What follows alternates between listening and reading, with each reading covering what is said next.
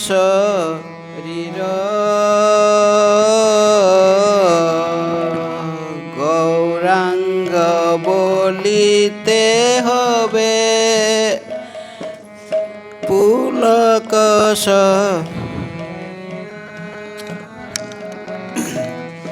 হরি হরি বলিতে নয়নে বহে নীর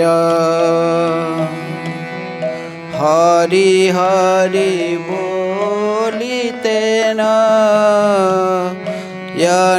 বহে নীর গৌরাঙ্গ বলিতে হবে পুলক শরীর গৌরাঙ্গ বলিতে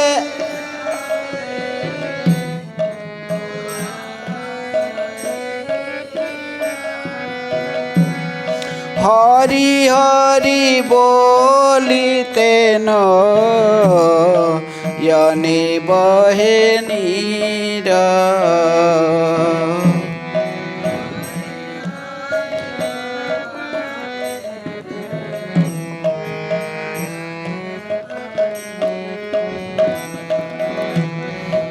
আর কবে নিতাই চাঁদের করুণা হইবে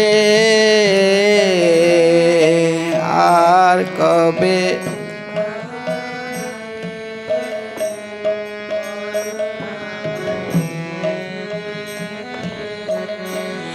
সংসার বাসনা মোর মনে তুচ্ছ হবে সংসার বাস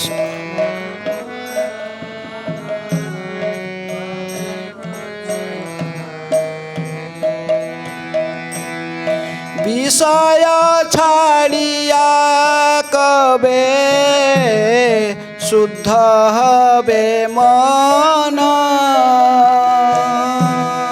বিষয় ছাড়িয়া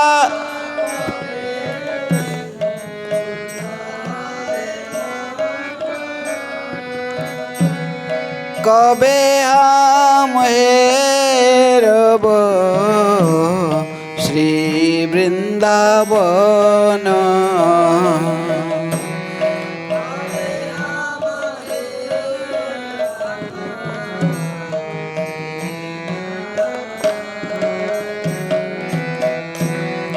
রূপ রঘুনাথ পদে হইবে আকুতি রূপ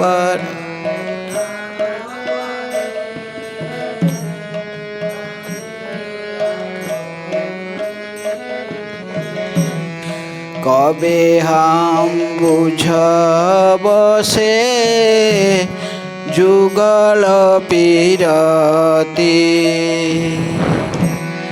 কবে হাম বুঝব সে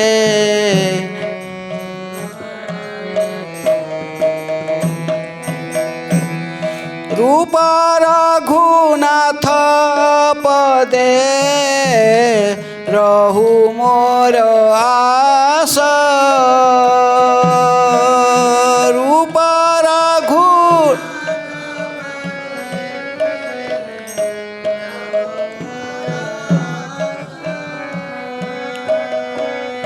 প্রার্থনা কর সদা নরোত্তম দাস প্রার্থনা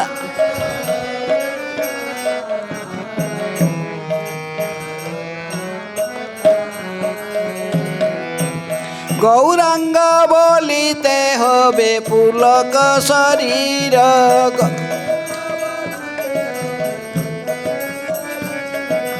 হরি হরি বলিতে নয়নে বহে নীর হরি হরি কবে আম নিতাই চাঁদের করুণা হইবে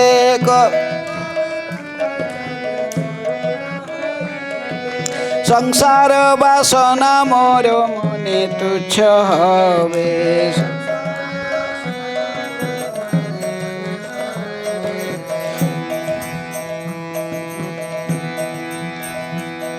হরে কৃষ্ণ কৃষ্ণ কৃষ্ণ হরে হরে হরে রাম রাম রাম হরে হরে হরে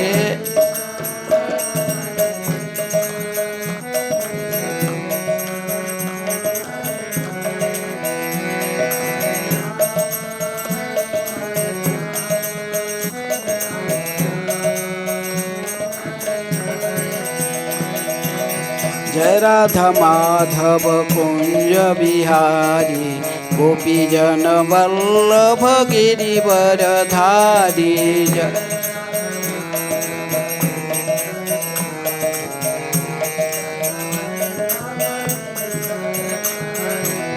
जय राधा माधव कुंज बिहारी गोपी जन वल्लभ गिरिवरधारी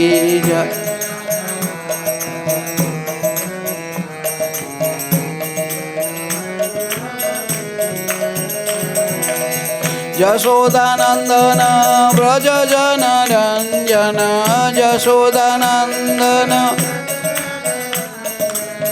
जमुना तीर वनचारी जमुना जय राधा माधव कुंज बिहारी गोपी जन वल्लभ गिरिवरधारी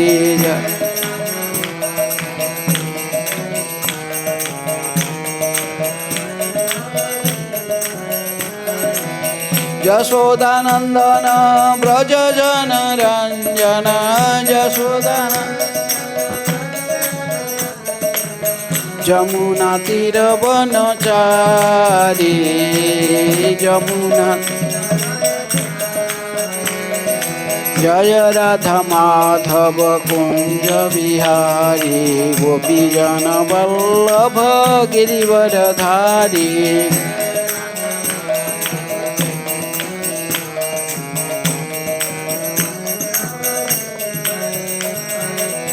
यशोदानंदन व्रज जन रंजन यशोदानंदन जमुना तीर वनचारी जमुना हरे कृष्ण कृष्ण कृष्ण हरे हरे हरे राम राम राम हरे हरे हरे कृष्ण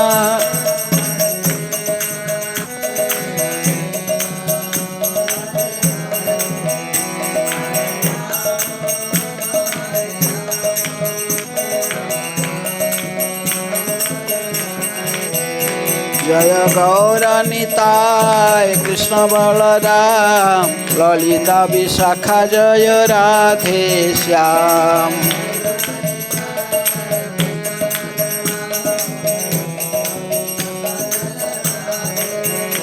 प्रभुपाद प्रभुपाद प्रभुपाद प्रभुपाद जय जय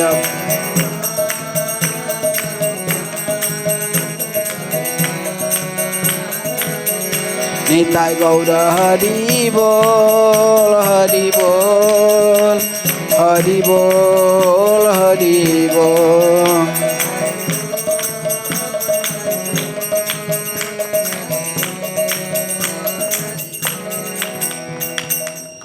जय विष्णुपाद परमहंस परिव्राजकाचार्य अष्टोत्तर शतशी श्रीमद डिवाइन ग्रेस अभय चरणारविंद भक्ति वेदांत स्वामी शिल प्रभुपाद की जय।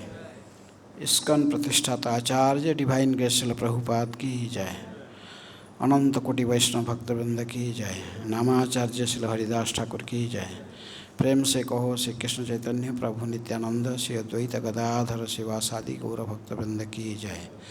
राधा कृष्ण गोपी गोपीनाथ राधा कुंड श्याम कुंड गिरी गोवर्धन की जय। मथुरा वृंदावन धाम की जय। श्री नवद्वीप मायापुर धाम की जय। पुरुषोत्तम क्षेत्र जगन्नाथपुरी धाम की जय। श्री पुरुषोत्तम मास की जय। श्री चैतन्य चरितामृतम की जय। श्री श्री गौर निताय की जय। कृष्ण बलराम की जय। राधा श्याम सुंदर ललिता विशाखा देवी की जय। श्री वृंदावन धाम की जय। निताय गौर प्रेमानंदे हरि हरि बोल। All glory to assembly of devotees. All glory to assembly of devotees. All glory to assembly of devotees. Shri Guru Shri Gauranga. Om Ajnanaatimirandhasya Jnananjana Shailakaya Chakshurunmilitam Jena Tasmai Shri Gurubhe Namaha. Shri Chaitanya Manobhishtam Sthapitam Jena Bhutale Swayam Rupa Kadamahyam Dadati Swapadantikam Vandeham Shri Guru Shri Juta Padakamalam Shri Gurun Vaishnavamscha Shri Rupam Sagrajatam Sahagana Raghunatanitam Tang Sajivam Sadvaitam Savadhutam Parijana Sahitam Krishna Chaitanya Devam Shri Radha Krishna Padan Sahagana Lalita Shri Visakha Nitangscha.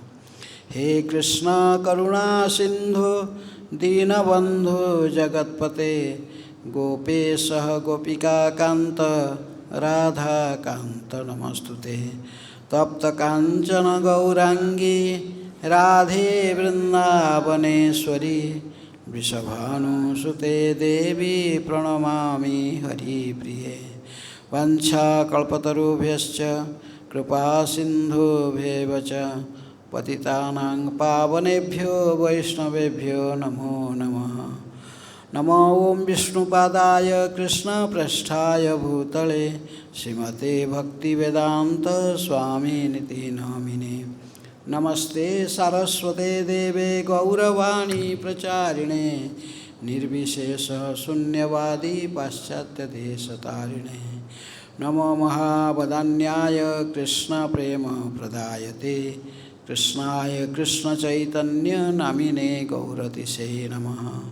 He Krishna Karuna Sindhu Dinabandhu Jagatpate Gopesha Gopika Kanta Radha Kanta Namastute Tapta Kanchana Gaurangi Radhe Vrindavaneshwari Vrishabhanusute Devi Pranamami Hari Priye. Vancha Kalpatarubhyascha Kripa Sindhubhyeva cha Patitanang Pavanebhyo Vaishnavebhyo Namo Namaha.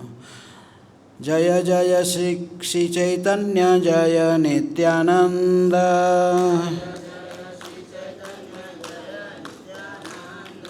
Jaya Dvaita Chandra Jaya Gaura Bhakta Vrinda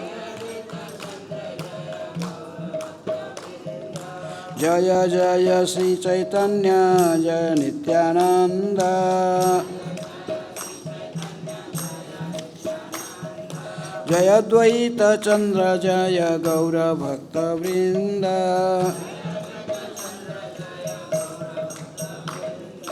Jaya Jaya Shri Chaitanya Jaya Nityananda Jaya Dvaita Chandra Jaya Gaura Bhakta Vrinda. Hare Krishna Krishna Krishna Hare Hare Hare Ram Ram Ram Hare Hare.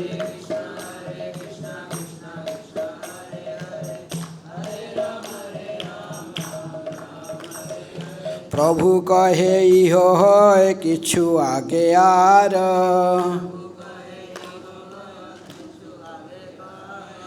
राय कहे साक्षरस्य सर्वसाध्य सार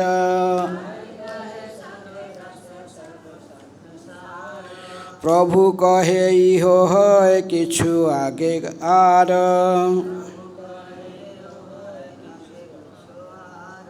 राय कहे साक्ष्य प्रेम सर्वसाध्य सार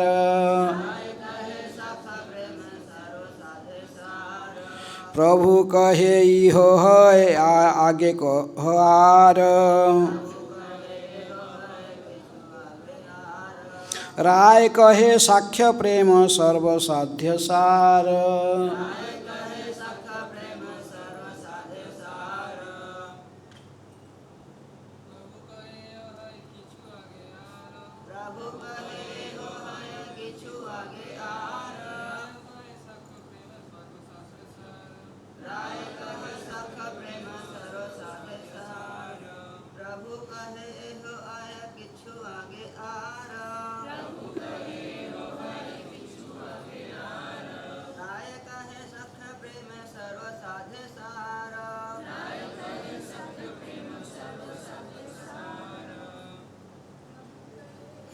कोई माता है?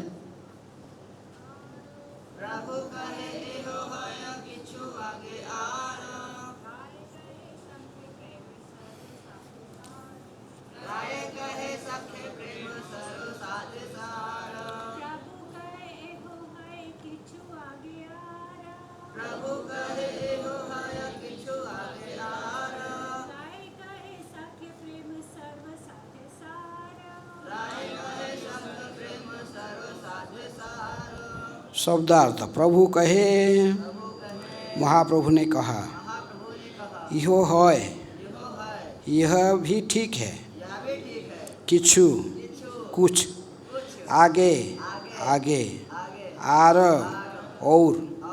राय कहे, रामानंद राय ने कहा, सख्य प्रेम, सख्य प्रेम, सर्वसाध्य सार, उच्च श्रेणी की पूर्णता की अवस्था। अनुवाद तात्पर्य कृष्ण कृपा स्मृति अभय चरण अरविंद भक्ति वेदांत स्वामी श्रील प्रभुपाद जी के द्वारा। अनुवाद। रामानंद राय ने यह सुनकर महाप्रभु ने रामानंद राय से यह सुनकर महाप्रभु ने पुनः प्रार्थना की कि वे और आगे बढ़ें। रामानंद राय ने उत्तर में कहा, सख्य भाव से की गई कृष्ण की प्रेमाभक्ति सर्वोच्च पूर्णता है। तात्पर्य, जब तक भगवान की प्रेम भक्ति सेवा सख्य सेवक सख्य व सेव्य जब तक भगवान की प्रेममयी सेवा सेव्य और सेवक संबंध में की जाती है तब तक कुछ भय रहता है, क्योंकि स्वार्थ की प्रगाढ़ता के बावजूद दास को स्वामी का भय बना रहता है। इस अवस्था में दास सदैव स्वामी से भयभीत रहता है और उसका आदर करता है, किंतु जब भक्त उन्नति करता है तब उसे किसी बात का भय नहीं रह जाता। वह अपने आप को भगवान के समान पद पर मानता है। ऐसे अवसर पर भक्त को पूर्ण विश्वास हो जाता है कि भगवान कृष्ण के मित्र व सखा है, और यदि भक्त उनके समान पद पर रहता है तो वे बिल्कुल असंतुष्ट नहीं होंगे। यह विचार विश्रम्भ कहलाता है। इसमें सम्मान प्रवृत्ति का अभाव रहता है। इस प्रवृत्ति का अपनाने पर सख्य प्रेम उपजाता है। इस अवस्था में भगवान तथा भक्त के बीच समानता की विकसित चेतना उत्पन्न होती है। कल हम दास्य रस की चर्चा किए थे। हमारे पास सदा समय बहुत लिमिट है, इसलिए दोबारा इसको नहीं दोहराते। तो प्रभुपाद जी कहते हैं कि दास्य प्रेम में दास्य रस की जो भक्ति करते हैं उनमें प्रभु और दास की भावना रहता है, और उस रस में विशेष में थोड़ा सा भय की भावना रहता है। साधक जो दास है प्रभु के प्रति उसके अंतःकरण में भावना कैसे हो रहता है? भय की भावना रहता है। सेवा तो करता है लेकिन अंदर में थोड़ा भय भी रहता है, कभी किसी मिस्टेक हो जाएगा तो कोई डांट लगेगा है, कुछ भगवान प्रसन्न होंगे कि नहीं, हो रहे कि नहीं, मेरी सेवा में भगवान को आनंद आ रहा कि नहीं, ऐसे चिंतन करके थोड़ा सा भय भावना रहता है। लेकिन ऐसे दास्य रस में भक्त करने वाला भी बड़े उन्नत स्तर पर रहते हैं, कि जैसे हम कहते हैं कि खाली दास्य रस के जो आचार्य हैं वो है, साधारणतः एग्जाम्पल दिया जाता है किसको? हनुमान जी को, व कृष्ण लड़ा में रक्तक चित्रक पत्रक आदि। लेकिन इस स्तर पर वो प्रभु और दास के संपर्क तो रहता है, लेकिन फिर भी कभी कभी हैं, उन मन में भय भी रहता है भगवान का, प्रसन्न हो रहे कि नहीं, मेरी सेवा में भगवान खुश हो रहे कि नहीं, हैं, ऐसे भावना रहती है। तो अभी लेकिन इससे आगे बढ़कर महाप्रभु कहे कि नहीं, इससे आगे बढ़कर और कुछ कहो। तो उन्होंने कहा कि ठीक है। तो भगवान की जो साख्य रस की भक्त है वो इससे उच्च स्तर में है। साख्य भक्ति दास्य भक्ति से श्रेष्ठ है, क्योंकि साख्य रस में जो भक्त करते हो समान स्तर पर हैं, इनके मन में वहाँ पर भय नहीं रहता है। हाँ, समान की भावना, तुम ही कौन बड़ो लोग, तुम ही आमी सम, हम दोनों समान स्तर पर है।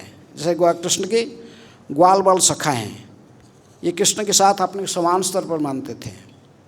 इसलिए मैं काल कहा था कि वैकुंठ में कौन सा रस तक भक्ति का चलता है, दास्य रस तक। वैकुंठ के जो निवास करने वाले हैं नारायण के धाम में, वैकुंठ धाम में, विष्णु के धाम में, वहाँ पर दास्य रस तक, दास्य से और ऊपर का रस में ये प्रेम करने का, इनको भगवान की भक्ति करने का, सेवा करने की भावना नहीं होता है। लेकिन विशेष रूप के इसके आगे यदि कोई रामचंद्र के धाम में साकेत में जाता है, वहाँ पर थोड़ा सा साख्य भाव है कि वहाँ पर विभीषण है और सुग्रीव विभीषण के साथ रामचंद्र की भावना साख्य स्तर पर रहता है। लेकिन इससे आगे गोलोक वृंदावन में फिर भी साख्य भाव वहाँ रहता है, कृष्ण और कृष्ण की सखाओं के बीच, श्रीराम, सुबल, मधुमंगल आदि सखाएँ रहते हैं। लेकिन रामचंद्र जी के सखा और कृष्ण सखा में थोड़ा सा भाव में अंतर है। इसको कहते संभ्रम साख्य। रामचंद्र जी की जो सखा है ये संभ्रम संकुचित साख्य, लेकिन कृष्ण सखा में ये विश्रम्भ साख्य, शुद्ध भक्ति समान स्तर पर। यह तो जैसे विभीषण व सुग्रीव कभी भगवान उनको आलिंगन, भगवान को वो भी आलिंगन करते हैं, लेकिन भय रहता है। इनकी इस रस में इनकी ज्ञान है। रामचंद्र कौन है? स्वयं नारायण है, भगवान है। इसीलिए आलिंगन तो करते हैं, लेकिन भय रहता है पैर कहीं लग न जाए। किसमें? भगवान के चरण में हमारा पैर नहीं लग जाना चाहिए। लेकिन कृष्ण सखा में ऐसे भावना नहीं है, इसलिए कहते विश्रम्भ साख्य। जैसे प्रभुपाद जी यूज किए विश्रम्भ साख्य, संकुचित साख्य नहीं, पर समान स्तर पर। हम बरंग सोचते कहें कि तुम्हें साख्य भावे सखा करे स्कंधे आरोहण, यहाँ तक कि उन्होंने भगवान के कान बोर भी चढ़ जाते हैं। माखन चोरी जब करते हैं, कैसे माखन चोरी करेंगे? ये खड़ा रहता है, उसके कान में और एक खड़ा रहता है, वो कान में और कोई खड़ा रहता है, ऐसे करके फिर वो माखन है। कुश्ती कसरत करते कभी कभी हैं, पैर किसका शरीर में लगता है, इसको के लिए उनकी चिंता नहीं है, इससे भय का स्थान नहीं है। तो इसलिए विश्रम साख्य ये गोलोक में दिखाई पड़ता है, कृष्ण लीला में दिखाई पड़ता है कि कृष्ण के सखाए तुम ही क्या कहते कि आप कौन सा बड़ा आदमी बन गया है, तो हम दोनों समान स्तर पर है, तुम ही आम ही सम। खेलते हैं तो खेलने के समय में यदि कृष्ण हार जाते हैं, जीतने वाला को कान में बैठा के चल लेना पड़ता है, वो कान में बढ़ जाता है। जैसे काल में कहा था भी, राधा रानी के बड़े भाई जो थे श्रीराम, वो साधारण तो कभी कभी भगवान में श्रीराम के साथ लड़ाई कुश्ती करते हैं तो हार जाते हैं। अजीत होते हुए भी भक्तों की भक्ति में वो सारे भक्त इनको जीत लेता है। तो इसलिए श्रीराम को बैठा कर कान में जाते हैं, लेके जाना पड़ता कृष्ण को। ये मना करने में नहीं मानते, दूसरे ग्वाल वाला के पकड़ लेंगे और ये जबरिया उनके कान में बैठेगा। कौन? श्रीराम। उससे भगवान को अधिक आनंद आता, बहुत आनंद आता है साख्य रस में। इसलिए दास्य रस से ये रस उन्नत कहा गया। दास्य रस से कौन सा रस श्रेष्ठ है? साख्य रस। इससे भगवान को आनंद देने में ये रस इससे उन्नत स्थिति पर है। ये हमें कृष्ण के सखाओं के बीच में ये रस देखते हैं। इसके आगे फिर कहते हैं, इसमें एक उदाहरण मैंने श्लोक कोट करके भी रामानंद राय समझाते महाप्रभु को। इत्थं सतं ब्रह्म सुखानुभूत्या दास्यं गतानां परदैवतेन मायासितानां नरदारकेण सार्धं बिजुषु कृतपुण्यपुंजा। ब्रह्मा जी की स्तुति से ये श्लोक ली गई है कि जो लोग भगवान की ब्रह्म तेज की सराहना करते हुए आत्मा साक्षात्कार में लगे हैं, और जो लोग भगवान को स्वामी के रूप में स्वीकार करके भक्ति में लगे हैं, तथा वे जो भगवान को सामान्य पुरुष मानकर माया के वश में बंधे रहते हैं, कभी ये नहीं समझ सकते हैं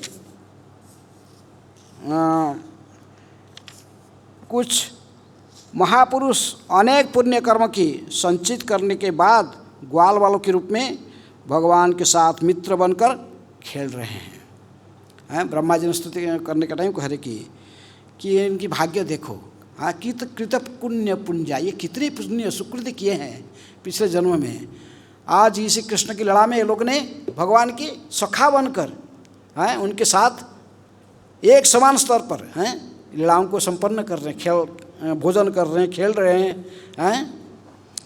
तो प्रभुपाद जी कहते हैं यह कथन सुखदेव गोस्वामी के द्वारा भागवत के 10वें स्कंद की 12वें अध्याय के 11 नंबर श्लोक में जो कृष्ण के साथ खेलने वाले तथा जमुना नदी के तट पर उनके साथ भोजन करने वाले ग्वाल बालों की भाग्य की सराहना कर रहे हैं। कौन सराहना कर रहे हैं? ब्रह्मा जी। साक्ष्य रस की साक्ष्य रस बहुत उन्नत स्तर पर, दास्य रस से उन्नत स्तर पर रहता, क्योंकि ये सेवा भी करते भगवान की। कभी भगवान थक जाते, कहीं खेलते खेलते तो किसी ग्वाल बाल का गोद में सिर रखकर सो जाते, तो दूसरे ग्वाल बाल आकर इन चरण दबाता है। कई सेवा भी करते ये सब प्रकार। खाने का टाइम उनके सुबह अपने अपने घर से लोग प्रसाद लाते हैं, सब अपने अपने जो पुटली खोल के फिर उसमें से जो अच्छा चीज़ होता है उसको बोलते हैं कृष्ण खाओ खाओ, तुम पहले खाओ फिर देखो बड़े टेस्टी है। तो इस प्रकार कभी भगवान की सेवा भी करते हैं, भगवान को आनंद भी प्रदान करते हैं। साक्ष्य रस की भक्ति में दास्य रस भक्ति से अधिक संतुष्टि किसको प्राप्त होता है? भगवान श्री कृष्ण को। तो इसलिए कहते कि ये उससे भी श्रेष्ठ है, दास्य रस से ये श्रेष्ठ है। तो फिर भी महाप्रभु कहते कि प्रभु कहे यह उत्तम आगे कह आर, राय कहे वात्सल्य प्रेम सर्वसाध्य सार। कहे कि ठीक है यह उत्तम है, अच्छा है, लेकिन इससे भी थोड़ा आगे और बोलो, इससे भी कोई अच्छा और अच्छे भक्ति है जो कि भगवान को और ज़्यादा आनंद उठाते हैं भक्त को, भक्तों की सेवा से। तभी तो महाप्रभु यह कथन अति उत्तम है, किंतु आगे कहने चलो। तब रामानंद राय ने उत्तर दिया भगवान के प्रति वात्सल्य प्रेम सर्वोच्च पूर्णता की अवस्था है। तो साक्ष्य रस के परे फिर रामानंद राय कहते कौन सा रस है? वात्सल्य रस। वात्सल्य प्रेम साक्ष्य प्रेम से आगे की अवस्था है। सख्य संबंध में समानता का भाव रहता है, किंतु जब समानता का भाव आगे बढ़कर वात्सल्य का रूप धारण कर लेता है तो वात्सल्य प्रेम का पद प्राप्त हो जाता है। इस संदर्भ में श्रीमद् भागवत में जो श्लोक कोट की गई नीचे, नंदो किम अकरोद ब्रह्मन् श्रेय एव महोदयम जसोदा वा महाभागा पपौ यस्य स्तनम हरि। रामानंद राय कहते रहे हे ब्राह्मण, भला नंद महाराज से कौन सा पुण्य कर्म किया था जिसके कारण पुण्य पुरुषोत्तम भगवान कृष्ण उन्हें पुत्र रूप में प्राप्त हुए। माता जसोदा ने कौन सी पुण्य कर्म किए थे जिनके कारण पूर्ण पुरुषोत्तम भगवान श्री कृष्ण से अपने आप को माता कहलवाया और अपने स्तन का पान कराया। तो एक श्लोक आगे कहते कि देखो नंद महाराज ऐसा कौन सा सुकृति किए जिस कारण से भगवान श्री कृष्ण उनके पुत्र रूप में जन्म लिए, उनके पुत्र कहलाते हैं। और माता जसोदा ऐसा कौन सा सुकृति की है क्योंकि भगवान उनको माता कह कर बुलाए। नंद महाराज को पिता कह के इनको माता कह के बुलवाए, और जिनके स्तन को स्वयं भगवान ने पान किया, स्तन से मुख लगाकर जो पान किया है, और जसोदा जिसने उनको स्तनपान कराया वो कितनी भाग्यवती है। तो ये आगे कहते कि फिर ये दामोदर लीला से सुखदेव गोस्वामी कहते कि न मे विरिंच न भवो न श्रीरपि अंग संशया प्रसादं लेभिरे गोपी यत्तत्प्राप विमुक्तिदात। मुक्ति प्रदान करने वाला श्री कृष्ण से माता जसोदा को जो कृपा व प्रसाद मिला है, यह न तो कभी ब्रह्मा जी को प्राप्त हो सका, न शिव जी को, न ही उन लक्ष्मी को भी जो सदैव जो भगवान श्री कृष्ण की वक्षस्थल पर विराजमान रहती है। हाँ, सुखदेव गोस्वामी कहते हैं, श्रीमद् भागवत 10वें स्कंद के 9वें अध्याय में है, दामोदर लीला में कहते कि यशोदा की भाग्य को देखो। हाँ, जैसे भगवान ने कृपा की किसके प्रति? यशोदा के प्रति। ऐसा कृपा ना ब्रह्मा को किए है, ना शंकर जी को किए है, ना यहाँ तक भी लक्ष्मी जी को किए है, जो उनके अर्धांगिनी के रूप में वैकुंठ जगत में भी रहती है। ये किसी को ऐसा कृपा नहीं किए हैं जैसे कृपा किसको किए? माता यशोदा। हाँ, जिन्होंने इनको उखड़ में बांध दी, किसके? रस्सी में, जिनके कान पकड़ के उनको थप्पड़ भी लगा दिया। उसी में भगवान को अपूर्व आनंद आती थी। भगवान को यदि कोई भक्त उनसे समान स्तर पर रहा तो ठीक है, लेकिन समान स्तर पर फिर भी उच्च स्थान में, भगवान से और उच्च स्थान में रहकर भगवान को कभी वात्सल्य रस की आस्वादन कराता तो भगवान अधिक प्रसन्न होते उससे। इसलिए साक्ष्य रस में भगवान जो प्रसन्नता प्राप्त होता था, उससे अधिक प्रसन्नता किससे प्राप्त हो रही? वात्सल्य रस में। इसलिए कहते कि ये नंद और यशोदा की भाग्य की सराहना कौन कर सकता है? हैं, जिन्होंने जीवन में कौन सा सुकृति ऐसा किए थे जिस कारण से इनको इनके माता पिता बनने की सौभाग्य मिला है। तो भी महाप्रभु ने कहते कि प्रभु कहे यह उत्तम आगे कह आर, राय कहे कांता प्रेम सर्वसाध्य सार।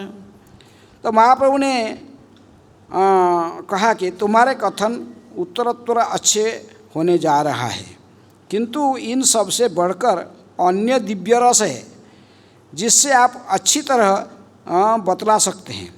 तो रामानंद राय ने उत्तर दिया कि भगवत प्रेम में कृष्ण के प्रति माधुर्य आसक्ति सर्वोपरि है। पहले कौन सा प्रेम कहे थे? दास्य प्रेम, उसके बाद कहे साक्ष्य, फिर कहे वात्सल्य प्रेम। महाप्रभु कहे ठीक है, ये अच्छा साक्ष्य प्रेम जब कहे ये उत्तम है, ठीक है, ये उत्तम आगे कहा। फिर वात्सल्य प्रेम के बारे में कहे। वात्सल्य प्रेम सुनिकर वात्सल्य माँ यशोदा नंद की भाग्य को सराहना करते हुए फिर कहे कि आगे और बोलो, आगे बोलो। तो फिर वो कहे कि राय कहे कांता प्रेम सर्व साध्य सार, सबसे श्रेष्ठ है भगवान की जो माधुर्य रस में भगवान की जो भक्ति करते हैं। माधुर्य रस में सामान्यतया प्रभुपाद जी का सामान्यतया भगवत प्रेम स्वामित्व की घनिष्ठता का रहित होता है। दास्य प्रेम में विश्वास का अभाव रहता है, साक्ष्य प्रेम में अधिक स्नेह का अभाव रहता है। जब यह स्नेह बढ़कर वात्सल्य संबंध का रूप धारण करता है तो भी उसमें पूर्ण स्वतंत्रता की अभाव रहता है। किंतु जब कोई कृष्ण को दाम्पत्य भाव से प्रेम करने लगता है, अन्य संबंध से सारे अभाव प्रकट हो आते हैं। दाम्पत्य अवस्था में भगवत प्रेम में कोई अभाव नहीं रह जाता। इस श्लोक में सारांश यह है कि वात्सल्य प्रेम निश्चित रूप से साक्ष्य प्रेम से बढ़कर है और दाम्पत्य प्रेम उससे भी ऊंचा है। क्योंकि जैसे मैं कहा था कि जो कि एक प्रेम जो दूसरे, जैसे शांत भक्त का जो दास्य स्तर में जो भक्ति करते वो शांत रस उनमें ऑटोमेटिकली रहता है। शांत रस भगवान की जो रहते वो भगवान की महानता को बल जानता है, लेकिन भगवान की सेवा भावना नहीं रहता। दास्य भाव में जो भगवान की भक्ति करते वो भगवान की महानता को भी जानता है, ये स्वयं परमेश्वर है, सभी कारण के कारण है, और साथ साथ उनकी सेवा भी करता है, ये श्रेष्ठ है। लेकिन दास्य रस में थोड़ा भय की भावना रहने के कारण वो निर्भय होकर भगवान कैसे माना पर स्वतःस्फूर्त सेवा करना थोड़ा विधि किस स्तर पर रहता है, विधि भक्ति वैकुंठ में। तो इसलिए भय के साथ ही सेवा करता है। लेकिन आगे जो बढ़कर फिर साक्ष्य रस में आता तो फिर वो चला गया कहाँ? गोलोक में पहुँच गया है। फिर गोलोक वृंदावन, फिर वहाँ पर साक्ष्य रस की भक्ति होता है। साक्ष्य रस कि मन में भय की भावना चला जाता है। लेकिन प्रभुपाद जी के साक्ष्य रस में थोड़ा स्नेह की भावना कम रहती है, समान स्तर पर रहता। भगवान कभी कभी चाहता ना मुझे कोई प्यार करे, मुझे स्नेह करे, मेरे से बड़ा बनकर कोई मेरी सेवा करे, इससे मुझे स्नेह करेगा तो वात्सल्य प्रेम को मैं आस्वादन करूँगा। तो इसलिए इनसे पढ़े साक्ष्य रस की श्रेष्ठ है कौन सा? वात्सल्य प्रेम। माता पिता बनकर जैसे नंद यशोदा ने जैसा सेवा किए, किसकी? कृष्ण की। तो कृष्ण बलराम की जो सेवा किए, तो इस प्रकार वात्सल्य प्रेम से भी आगे जो पूछे तो महाप्रभु ने, तो उन्होंने कहे कि ये कांता प्रेम सर्वसाध्य सार।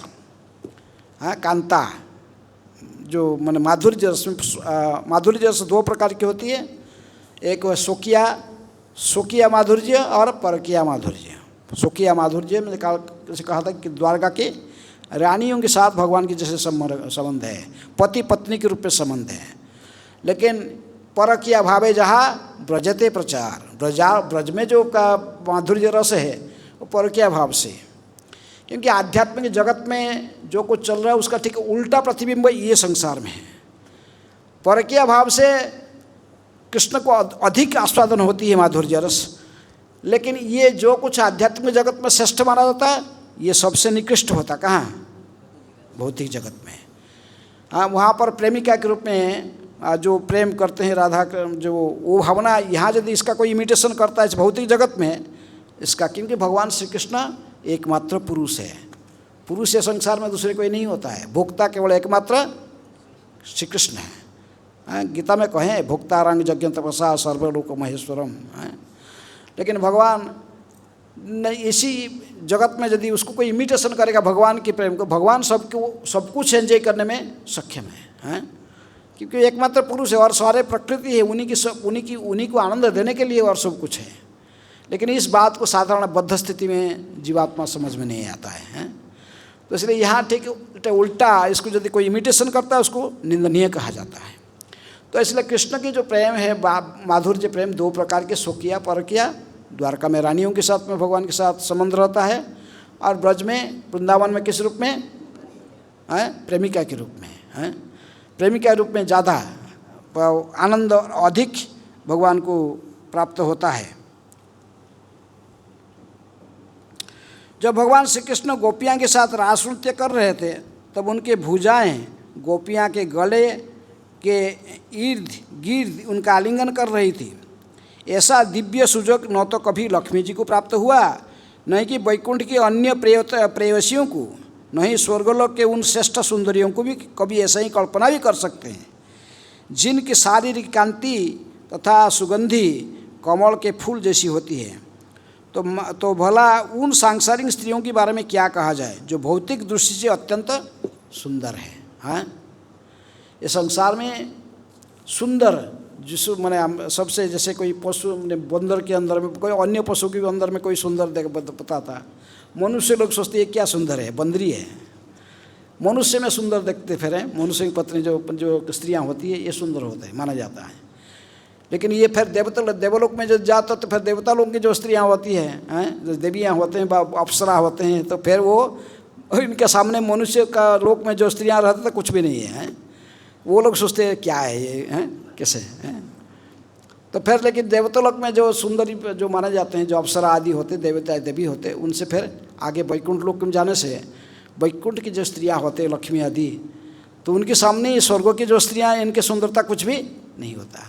उससे भी आगे जो गोलोक वृंदावन में रहते हैं भगवान के साथ, भगवान की प्रेयसी जो सब है गोपियाँ और राधा रानी हैं, ये उनसे भी अधिक सुंदर हैं। तो इसलिए लेकिन ये होने पर भी गोपियाँ को जब ये भौतिक जगत में भगवान ने भौमलीला को संपन्न कर रहे थे, महारास में जिस प्रकार भगवान ने गोपियाँ और कृष्ण एक गोपी, गोपियाँ लोग ने जिससे भगवान को आलिंगन करने की सुযোগ मिला है, भगवान के साथ में शारीरिक मिलन प्रत्येक अंग का दूसरे अंग उनके गर्दन को दोनों हाथ में आलिंगन करते हुए जो ये जो सौभाग्य प्राप्त किए, ऐसा सौभाग्य किसको नहीं मिला है? लक्ष्मी को भी नहीं मिला है। लक्ष्मी तो दासी के रूप में पाद सेवा करती है, बैठती हैं, वक्षस्थल में अवश्य धारण की है, भगवान धारण करते हैं, लेकिन फिर भी ये गोपियाँ की तरफ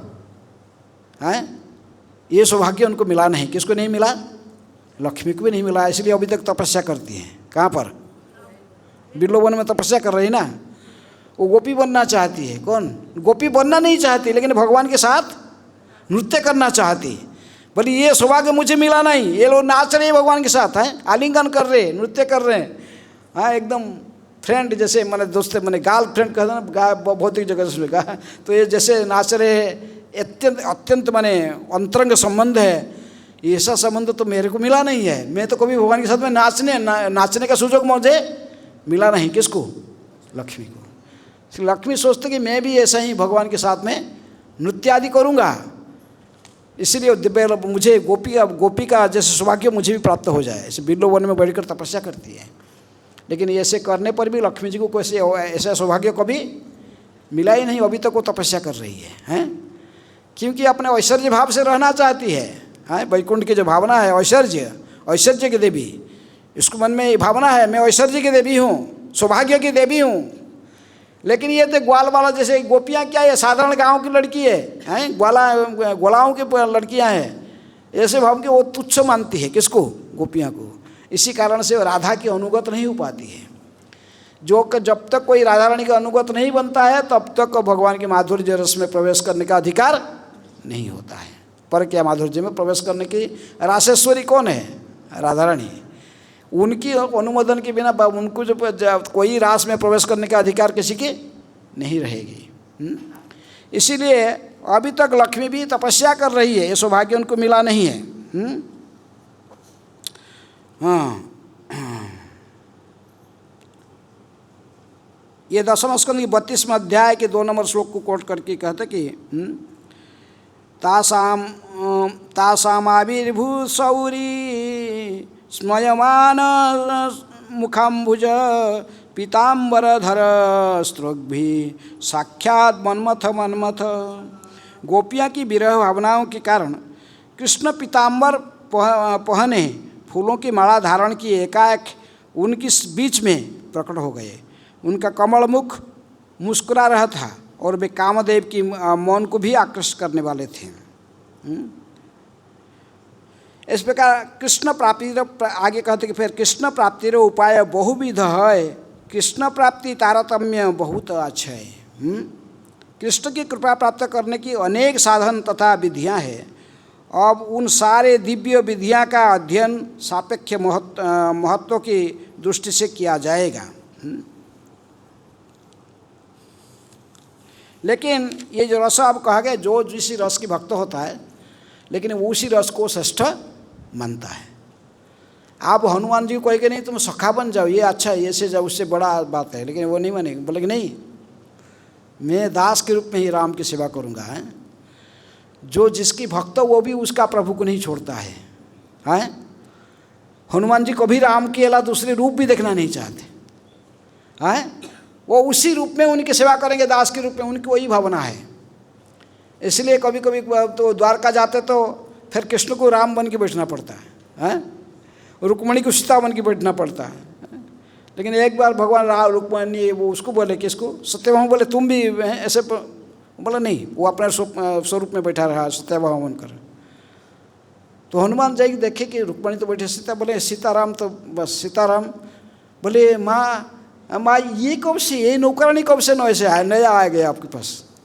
हाँ इनको किसको क्यों उनको बोले, सत्यभामा को देखे रहे, देखो कि तो नया नौकरानी होगी प्रभु, माता तो ये है सीता ही प्रभु का अर्धांगिनी है उनकी, ये नौकरानी कब से आ गई। सत्यभामा को बहुत बड़ा इंसल्ट हुआ है, बहुत बड़ा नंदा है। तो लेकिन रामचंद्र से जो रस में जो रहता है तो फिर उसी रस को श्रेष्ठ मानता है, उसी अपना इष्ट को ही श्रेष्ठ मानता है। जैसे रामचंद्र जी की जो इष्ट सीताराम, वो सीताराम को ही श्रेष्ठ मानते हैं। चैतन्य महाप्रभु की लीला में राम चाहिए किस रूप में आए थे, मुरारी गुप्त के रूप में। एक बार मैंने मुरारी गुप्त को जो महाप्रभु कहे कि देखो हम सभी कृष्ण राधा कृष्ण को इष्ट मानते हैं, हम लोग कहें तुम राधा कृष्ण की पूजा करो, राधा कृष्ण की भक्ति करो, अच्छा रहेगा, साथ में बैठे। तो उन्होंने कुछ बोलने नहीं, हमारे तो चल, लेकिन घर में जाकर रात भर सोचते रहे, रोते रहे, रो कर दूसरा दिन सुबह आकर कहे कि महाप्रभु मेरे से नहीं होगा, मेरी ऐसे सिर को बेच दिया हूँ। किसके चरण में, सीताराम के चरण में। इसलिए चरण को मैं वहाँ, ये सिर को वहाँ से उनके चरण से फिर दोबारा निकाल नहीं सकता। महाप्रभु कहे कि अच्छा है, मैं तो कहती तुम परीक्षा कर रहा था, तुम स्वयं हनुमान हो, तुम कहाँ से सीताराम के चरण में सिर को निकाल सकते हो। इसी प्रकार प्रत्येक रस में, जो साख्य रस में जो भक्त होते हैं वो उन्हीं का रस को ही श्रेष्ठ मानते हैं, और उनका जिनको अपने बस कृष्ण को ही अपना सखा के रूप में मानते हैं, और उन्हीं के साथ केवल संपर्क रखेंगे। दूसरों के साथ भगवान के अन्य अन्य रूप होने पर भी उसके प्रति उनकी मति नहीं जाता है। वात्सल्य रस में जो रहता है, माँ यशोदा आदि, वो बस अपने रस में ही वो भगवान की सेवा को भक्ति करते, सेवा करते हैं। इनको कहोगे नहीं राधा रानी क्या वो ज़्यादा बड़े तुम भी हैं, वो कभी संभव नहीं। इसको रसाभास कहते हैं। तो इसलिए जिस रस में जो भक्त रहता उसी रस को ही श्रेष्ठ मानता है। वो अन्य रस के प्रति उनके प्रति ऐसे कभी भी आसक्त नहीं, उसके बारे में चिंतन नहीं कर सकती। वो अपने रस में, उसी रस में रहकर भगवान का ही भक्ति करता है।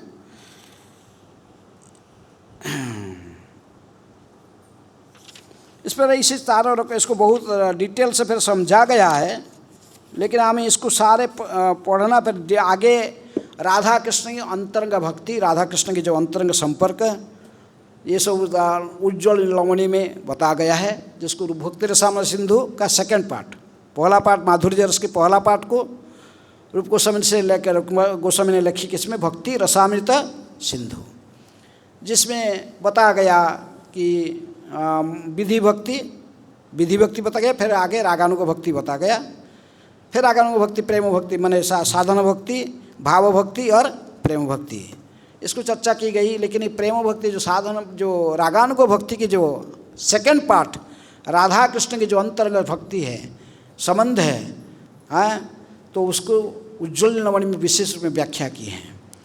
तो उसके बारे में उसको PhD कहते हैं। इसलिए प्रभुपाद जी कहे कि पहले भगवत गीता पढ़ो, ये प्राइमरी स्टडी है हाई स्कूल तक, इसके बाद ये भक्ति शास्त्र, फिर इसके बाद भक्ति वैभव पढ़ो, भागवत पढ़ो, भागवत पढ़ने से ये ग्रेजुएशन होता है। भागवत पढ़ेगा तो भागवत पढ़ लेगा, भक्ति वेदांत तक भागवत पढ़ेगा, फिर उसको ग्रेजुएशन बोलेगा। इसकी आगे फिर पढ़ेगा चैतन्य चरितामृत, तो इसको बोलते हैं पोस्ट ग्रेजुएशन है, ये पोस्ट ग्रेजुएट डिग्री है। और यदि कोई AIBCD भी नहीं सीखा, उसको पोस्ट ग्रेजुएशन के पढ़ाओगे तो क्या समझेगा वो, हैं?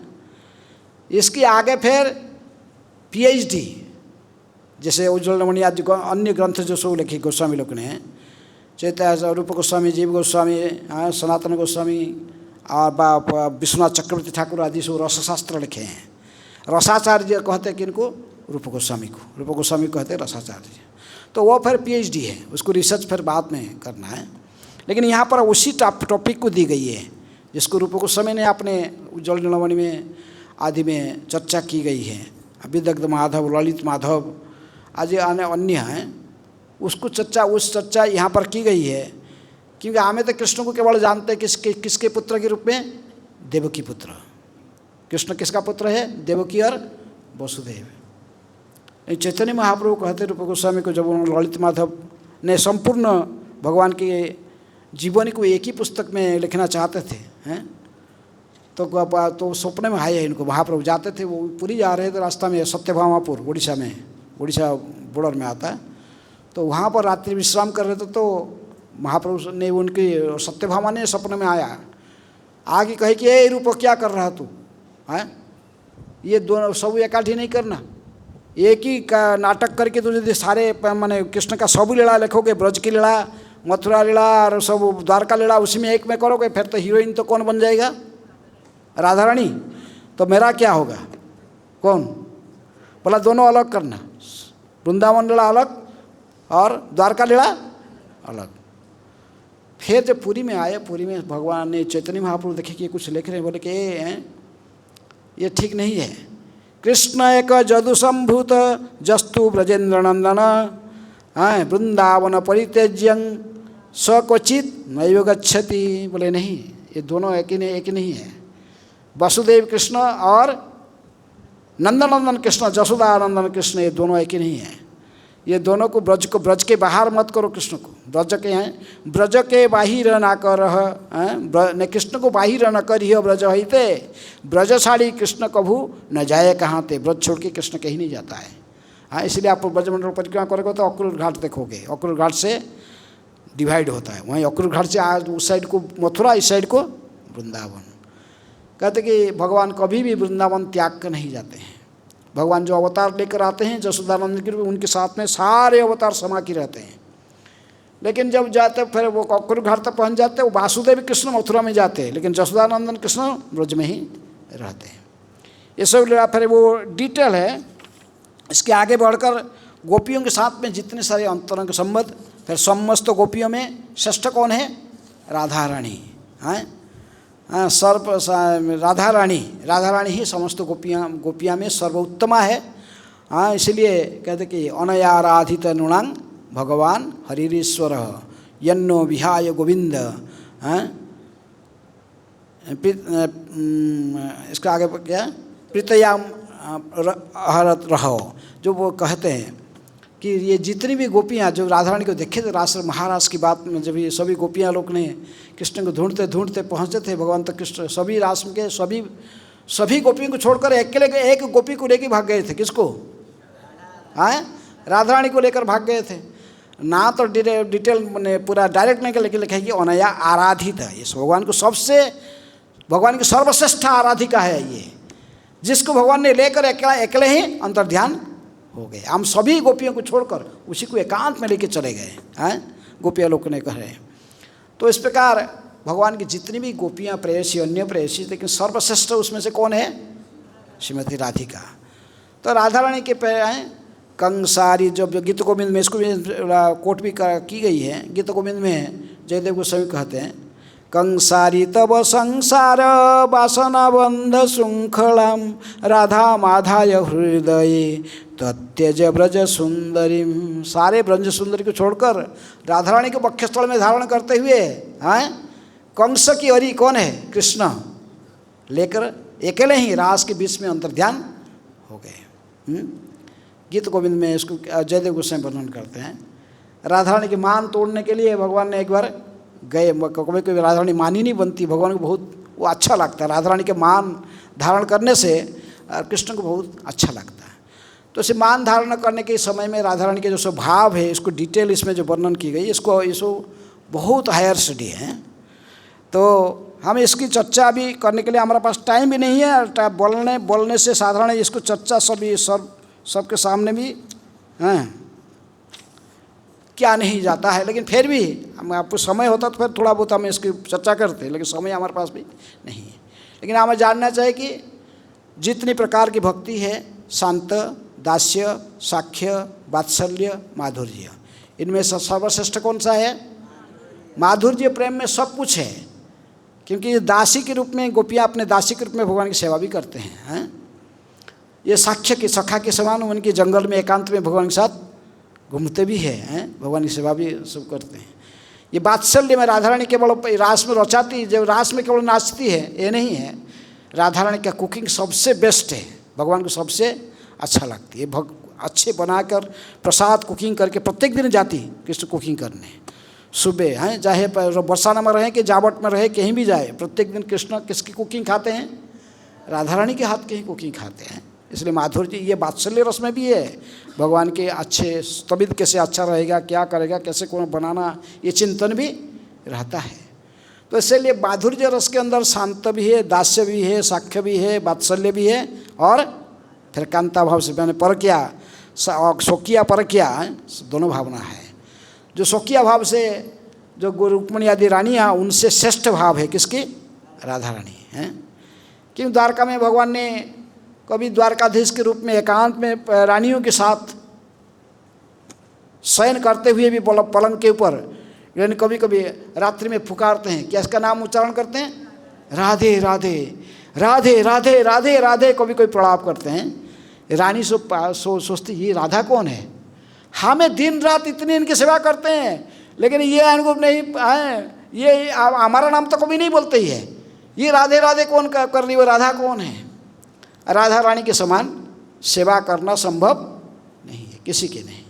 इसलिए राधा रानी सभी रस को आस्वादन करती है, दास्य, साख्य, वात्सल्य, माधुर्य। इसलिए माधुर्य रस श्रेष्ठ है।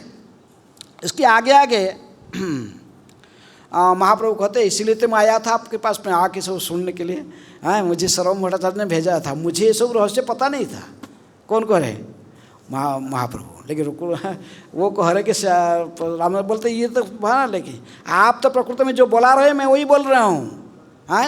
मैं तो केवल बिना यंत्र है, लेकिन बिना को बजाने वाला कौन है? आप जैसे बजा रहे हैं वैसे ही बाज रहा है। सारे तो आप ही निमित्त में, केवल निमित्त मुझे बनाकर जो कुछ आपको सुनना है वो आप सुन लेते हो। आप आपने मेरे के लिए माध्यम बना है, लेकिन आपने लेकिन आपने एक देखना है कि यहाँ पर देखें कि चैतन्य महाप्रभु के सन्यासी हैं, और रामानंद राय कौन है? ये गृहस्थ है और शूद्र है। जैसे में उनकी जाति वर्ण से वो शूद्र है, और एक विषय की तरफ एक मैनेजमेंट की सेवा भी लिए हुए हैं, लेकिन फिर भी महाप्रभु इन्हीं के मुख से सुन रहे हैं। किसके मुख से? रामानंद राय के सुन हैं। तो इसलिए कृष्णदास कविराज गोस्वामी कहते किबा विप्र किबा न्यासी शूद्र के ने नय जेहु कृष्ण तत्ववेता से ही गुरु है। महाप्रभु कहते स्वयं, महाप्रभु बनी है। कोई चाहे ब्राह्मण हो, सन्यासी हो, शूद्र हो, यदि वह कृष्ण तत्व को जानता है तो गुरु बन सकता है। रामानंद राय आपने को जब अत्यंत निकृष्ट रूप में प्रस्तुत करते, महाप्रभु को तो ऐसा बात नहीं है। आप कोई भी हो, कोई ब्राह्मण हो किबा विप्र किबा कोई सन्यासी हो किबा विप्र शूद्र, यदि शूद्र कुल में भी क्यों न जन्म है किबा शूद्र के न है, जो कृष्ण तत्व को ठीक ठीक से जानता है वही गुरु का भूमिका निभाने में योग्य है। इसीलिए मैं आपके मुख से सुन रहा हूँ। किसके मुख से? रामानंद राय। यदि वो शूद्र थे, गृहस्थ थे, लेकिन ये ब्राह्मण सन्यासी होते हुए चैतन्य महाप्रभु उन्हीं के मुख से कृष्ण कथा सुन रहे थे। तभी सन्यासी बोलिया मोरे ना कर वंचन कृष्ण राधा तत्व कही पूर्ण कर मनो। बोले ऐसे मुझे वंचना मत करो कि मैं शूद्र हूँ, जानते नहीं, हम जानते, सब जानते हो तुम। तो इसलिए मैं राधा तत्व कृष्ण तत्व इसके डिटेल में आपका ही मुख से सुनना चाहता हूँ। किसका मुख से? रामानंद राय के मुख से। ऐसे कह के फिर आगे रामानंद राय कहते कि आमी नट तुम्ही सूत्रधार जेई मत नचाओ तैछे नाचिवार। कोई ना पितुड़ी नाटक देखे ना आजकल, पहले बहुत फेमस तो होता था। स्टेज के नीचे वो नचाने वाला, पितुल के नचाने वाला बैठा रहता, वो ऐसे धागा को जैसे खींचता है, वो पितुल ऐसे ऐसे नाचता है। ये कहते इस प्रकार आप तो सूत्रधार कर बैठे, आप जैसे मुझे नचाते मैं ऐसा ही नाच रहा हूँ। मैं क्या बोलता हूँ मुझे पता नहीं, ये सब आपका ही काम है। आप ही सो मेरे से बुला रहे हो, आप मेरे से बुला रहे हो, आप ही इसको सुन रहे हो। तो इस प्रकार आगे तो पूरा डिटेल फिर कृष्ण तत्व राधा तत्व दोनों का अंतरंग संबंध, सारे लीलाएँ बहुत का डिटेल बता गया है।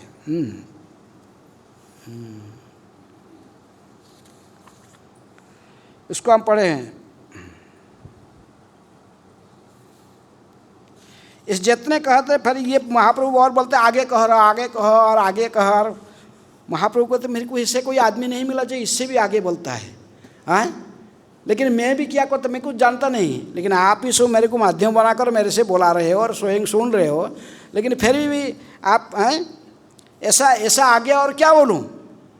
फिर लास्ट दिन में कितना दिन इन दोनों के बीच में वार्तालाप हुआ? 10 दिन कंटिन्यूअस। प्रत्येक दिन रात को आ जाएंगे। सुबह क्यों रामानंद राय अपने बस अच्छे साधारण व्यक्ति की तरफ धोती पहनकर उत्तरी डाल के तिलक धारण करी, वैष्णव तिलक धारण करी पहुंच जाते थे। और महाप्रभु और रामानंद राय दोनों बैठकर पूरा रात, सोना नहीं है, यही सोना है। जो संकीर्तन करते थे नवद्वीप में, महाप्रभु ने क्या करते थे? पूरे रात संकीर्तन करते थे। जब सब सारे लोग, सारा दुनिया सोता रहता था, उस समय उनके हरिनाम संकीर्तन रात भर करते थे। जब कृष्ण कथा सुनते थे तो रामानंद के मुख से रात भर कृष्ण कथा चर्चा चलता रहता है। महाप्रभु प्रश्न पूछते थे, रामानंद राय के मुख से वो स्वयं उत्तर को भी सुनते थे। तो रामानंद राय कहते त्रिभुवन मध्य आछे है कौन धीर जे तुम्हारा माया नाटे होई बे कस्थिर। तीनों लोक में ऐसा कौन व्यक्ति होगा जो आपकी विभिन्न शक्तियों की अदलने बदलने पर स्थिर हो सके। मोरो मुखे वक्ता तुम्ही हो स्वतः अत्यंत रहस्य सुन साधनेर कथा। वास्तव में आप ही मेरे मुँह में बोल रहे हैं और साथ साथ आप ही सुन रहे हैं। ये अत्यंत रहस्यमय है। जो भी है कृपा करके उस व्याख्या को सुने जिससे लक्ष्य प्राप्त किया जा सकता है।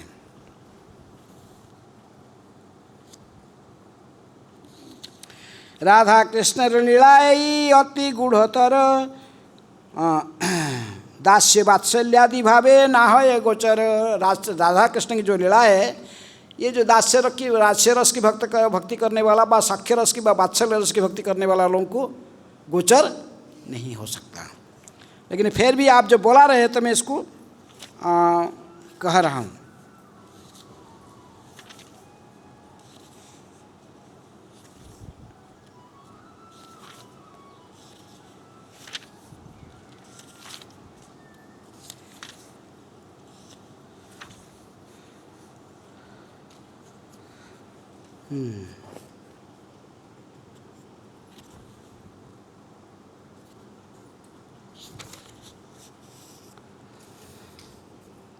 इसके बाद लास्ट दिन जो चर्चा हुआ दोनों में, तो कहते कि प्रभु कहे कौन विद्या विद्या मध्य सार, राय कहे कृष्ण भक्ति बिना विद्या नहीं यार। जितनी प्रकार की विद्या है उनमें से सबसे श्रेष्ठ विद्या कौन सा है, महाप्रभु पूछते हैं। तो रामानंद राय कहते कि कृष्ण भक्ति बिना और विद्या नहीं यार। यदि प्रकृति में विद्वान व्यक्ति कौन है, जो कृष्ण भक्ति करता है। सारे पांडित्य होते हुए यदि कृष्ण भक्ति नहीं कर रहा है तो उसको पंडित नहीं कहा जाता है। वो जो काश्मीर केशव काश्मीर आया था, नवद्वीप में आया था, दिग्विजय पंडित था, महाप्रभु के पास आया तो महाप्रभु इसको थोड़े समय में इसका सारे पांडित्य का घमंड को चूर चूर कर दिए हैं। तो कहते इसलिए कहते कि रामानंद राय कहते कि देखो विद्वान तो वही होता है, कृष्ण भक्ति बिना विद्या नहीं यार। जो कृष्ण भक्ति करता है, विशुद्ध कृष्ण भक्ति करता है, वो सबसे बड़ा विद्वान है। जो कृष्ण के भक्त है तो वही विद्वान माना जाता है। यदि कृष्ण की भक्ति नहीं करता तो इसको विद्वान नहीं किया जा सकता है। वो विद्वान नहीं है, घमंड है। रावण की तरफ विद्वान, रावण को सब लोग कहते थे ये सबसे बड़ा वेद वेदांत को जानने वाला है, बड़ा पंडित है। लेकिन इसे पंडित्य में क्या फ़ायदा है जब वो राम की द्रोही बने हैं। अनीति कर, जो शास्त्र की शिक्षा को जीवन में पालन न करें। तो इसलिए जो भक्त होता है वही आध्यात्म विद्या भगवान के तो कहते कि ये सबसे श्रेष्ठ विद्या है। इसीलिए रामानंद राय भी कहते कि कृष्ण भक्ति बिना विद्या नहीं यार। प्रभुपाद तात्पर्य करते कि प्रहलाद महाराज को जब हिरण्यकशिपु ने पूछा क्या सीखा, सबसे अच्छा शिक्षा क्या प्राप्त किया गुरुकुल में, प्रहलाद महाराज ने कहे कि श्रवणम कीर्तनम विष्णु स्मरणम पाद सेवनम अर्चनम वंदनम दास्यम साक्ष्यम आत्मनिवेदनम इति पुंसार्पिता विष्णुर्भक्तिश्चेतनवलक्षणा क्रियते भगवते अद्धा तन्मन्ये अधित उत्तमम। इसको सबसे उत्तम मानता हूँ। नवधा भक्ति को ही सर्वश्रेष्ठ विद्या कहे। कौन कहा? प्रहलाद महाराज। आगे पूछते कि कीर्ति मध्य जीवेर कौन बड़ कीर्ति, कृष्ण भक्त बलिया जार है ख्याति। तभी चैतन्य महाप्रभु रामानंद से पूछा समस्त जसोसी कार्य में से कौन सा सर्वाधिक जसोसी, सबसे बड़ा कीर्ति क्या है, जस किसको कहते हैं। रामानंद उत्तर दिए कि वह व्यक्ति जो भगवान कृष्ण के भक्त के रूप में जिसकी ख्याति हो, वही सर्वाधिक जसोसी व जस तथा कीर्ति की भोगता है। उसी को कीर्तिमान पुरुष व जसोसी पुरुष कहा जाता है, जिसकी ख्याति है संसार में किस रूप में व्याप्त हुआ है, कृष्ण भक्त के रूप में। इसलिए प्रभुपाद जी कीर्ति सारा विश्व में किस रूप में व्याप्त हुआ है, कृष्ण कृपा स्मृति, ही डिवाइन ग्रेस, सब जानते हैं कृष्ण क्योंकि कृष्ण भक्त के रूप में उनकी जस ख्याति हुआ प्रभुपाद जी, इसलिए उनके जसोसी उनके कीर्तिमान व्यक्ति संसार में और कोई नहीं है। इसको समझाए बहुत बड़ा तात्पर्य प्रभुपाद जी भी इसको समझाते हैं। इसको तात्पर्य समझने के मैंने फिर आगे फिर कहते संपत्ति मध्य जीवेर कौन संपत्ति गणी, तो सबसे बड़ा धनी व्यक्ति कौन है, संपत्ति राधा कृष्ण प्रेम जार सही बड़ा धनी। ये संसार में सबसे बड़ा धनी व्यक्ति कौन है, जो राधा कृष्ण प्रेम में धनी है, जो राधा कृष्ण प्रेमी है। राधा कृष्ण प्रेमोजार सही बड़ा धनी है। कि रामानंद राय ने कहा कि राधा तथा कृष्ण के प्रेम का सबसे बड़ा धनी है, वही सबसे बड़ा धनवान है। भौतिक संपदा रहने से कोई धनी नहीं होता है। सबसे बड़ा धनी कौन है, जो राधा कृष्ण को प्रेम रूप राधा कृष्ण को प्रेम करता, प्रेम रूपी धन में जो धनी है, जो डिटेल जानता है राधा कृष्ण के प्रेम के रहस्य को। जैसे रामानंद राय डिटेल कहे किसको, चैतन्य महाप्रभु को। तो इसलिए इस भौतिक जगत में प्रभुपाद जी कहते हैं, भौतिक जगत में प्रत्येक व्यक्ति अपनी इंद्रियों को तुष्ट करने के लिए, धन प्राप्त करने के लिए प्रयास करता है। वास्तविकता सो यह है कि कोई भी व्यक्ति भौतिक संपत्ति प्राप्त करने से बनाए रखने के अतिरिक्त और किसी बात को परवाह नहीं करता। तो इसलिए उसको प्रकृति में धनी नहीं कहा जाता है। लक्ष्मी की आश्रय भगवान कृष्ण के भक्तों के लिए कौन सी बात कठिन है? हे राजन, यद्यपि ये भक्त कुछ भी प्राप्त कर सकते, किंतु ये किसी बात को इच्छा नहीं करते हैं। जो भगवान के प्रेमी भक्त होता है और दूसरे कोई संपत्ति नहीं चाहता है। दुख मध्य कौन दुख है गुरुतर, कृष्ण भक्त विरह बिना दुख नहीं यार। सबसे बड़ा दुख क्या है संसार में? तो कहते कि वैष्णव विच्छेद बिना दुख नहीं यार। यदि किसी महान वैष्णव शरीर हमारे समक्ष में से शरीर त्याग कर चले जाते हैं, तो उनके संग नहीं प्राप्त करने से जो दुख होता है, जैसे हम प्रत्येक वैष्णव आचार्यों की तिरोभाव में गाते हैं, ज्ञानील प्रेम धन पाषाणे कुटीव माथा अनले पशिव वैष्णव गुणेर निधि कुथाए के लिए पाव, कहाँ मुझे मिलेंगे। इसलिए वैष्णव के विच्छेद से जो दुख होता है, वैष्णव के लिए सबसे बड़ा दुख वही है। जैसे महान वैष्णव यदि हमारा संग, हमको संग खो कर संसार से चले जाते हैं, इनके संग प्राप्त किए बिना जो दुख होता है, इससे बड़ा दुख है संसार में कुछ भी नहीं है। ये सबसे बड़ा दुख है। अवश्य भक्ति विनोद ठाकुर थोड़ा अलग भक्ति विनोद ठाकुर कहते कि वैष्णव कोई मरता नहीं है, वैष्णव सब समय जीवित रहता है। वो जो सोचता है कि वैष्णव का मृत्यु हो गया, वो गलत सोचता है। ही रिजेंशियल who thinks that Vaishnav must die. Vaishnav कभी मरते नहीं हैं, वैष्णव सदा हैं। वो जीव करके मर कर भी अमर रहते हैं। वो जब भी जीने व मरना किसी भी, जब ये धरा पर रहते सदा हरिनाम के प्रचार में लगे रहते, फिर गोलोक में चले जाते। जब शरीर त्याग देते फिर गोलोक में भगवान के धाम में पहुँचते, वहाँ भी जाकर राधा कृष्ण की सेवा में जुड़ जाते हैं। लेकिन फिर भी कह कि संसार में यदि तुलना किया जाए, भौतिक संसार में सबसे बड़ा दुख है जब हम किसी महान वैष्णव आचार्य को खो देते हैं। मुक्त मध्य कौन जीव मुक्त करी मानी, कृष्ण प्रेम जार सही मुक्त शिरोमणि। चैतन्य में आपने पूछा कि समस्त मुक्त पुरुष में से सबसे महान कौन माना जाए? रामानंद राय ने उत्तर दिया, जो कृष्ण प्रेम से युक्त है उससे ही सर्वोच्च मुक्ति प्राप्त है। ना मुक्त पुरुष किसको कहते हैं? जो भगवान श्री कृष्ण के प्रेम करता है, जब भगवान की भक्ति करता है। कृष्ण प्रेम जार से ही मुक्त शिरोमणि। मुक्तानाम अपि सिद्धानाम नारायण परायण सुदुर्लभ प्रशांतात्मा कोटिस्वपि महामुने। हे महामुनि, लाखों मुक्त पुरुष में, लाखों सिद्ध पुरुष में नारायण का भक्त अत्यंत दुर्लभ होता है। वो अत्यंत पूर्ण एवं शांत व्यक्ति होता है। आगे, गान मध्य कौन गान जीवेर निज धर्म, राधा कृष्णर प्रेम केली सही गीतेर मर्म। रामानंद राय को पूछे चैतन्य महाप्रभु ने, अनेक गीतों में से कौन सा गीत को जीव का वास्तविक धर्म माना जाए? रामानंद राय ने उत्तर दिया कि श्री राधा कृष्ण के प्रेम का वर्णन करने वाला गीत अन्य समस्त गीतों में से श्रेष्ठ गीत है। जो राधा कृष्ण की प्रेम केली को वर्णन करते हुए गीता, जैसे गीत गोविंद जयदेव गोस्वामी ने लिखा, चंडीदास, विद्यापति, ये बंगाल की कवियाँ हैं, सो महाप्रभु इनके गीतों को सुनते थे। चंडीदास की रचना, विद्यापति की रचना, जिनके राधा कृष्ण के अंतरंग प्रेम के बारे में सब पद लिख कर उन्होंने लिखे। तभी कृष्ण करना अमृत बिल्लमंगल ठाकुर ने लिखे हैं। ये सब गीत जो है, ये राधा कृष्ण के अंतरंग प्रेम की वर्णन करते हुए गीत है। ये सबसे श्रेष्ठ गीत है। जितने प्रकार के गीत है, लेकिन उनमें सबसे श्रेष्ठ गीत कौन है? राधा कृष्ण की प्रेम लीला को जो वर्णन करता है। श्रेय मध्य कौन श्रेय जीवेर है सार, कृष्ण भक्त संग बिना श्रेय नहीं यार। तब श्री चैतन्य महाप्रभु ने पूछा, समस्त शुभ तथा लाभप्रद कार्य में से जीव के लिए सर्वश्रेष्ठ कार्य कौन सा है?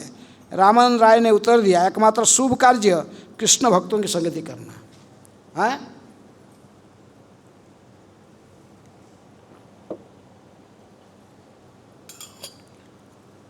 श्रेय और प्रेय।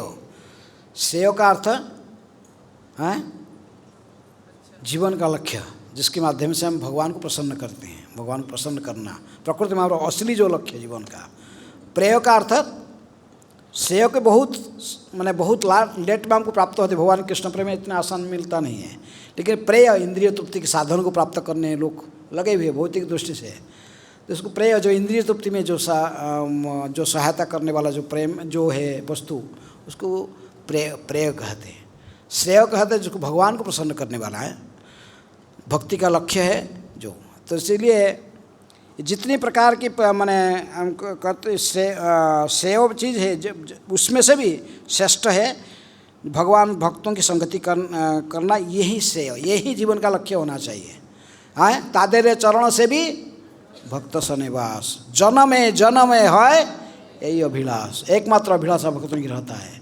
जन्म जन्मांतर केवल किसकी सेवा करना चाहते हैं? वो भक्तों की संगति में रहकर भक्तों की सेवा करना ही जीवन का लक्ष्य मानते हैं। इससे बड़ा चीज़ ये संसार में कुछ नहीं मानते वो हैं। इनको लाखों करोड़ों रुपया धन दे दो, ये दे दो, सुनाए न धर्म से कहते नहीं, न धनम न जनम न सुंदरीम कवितांगबा जगदीश कामये मम जन्मनि जन्मनीश्वरे भवतात् भक्तिर अहेतुकित्वयि।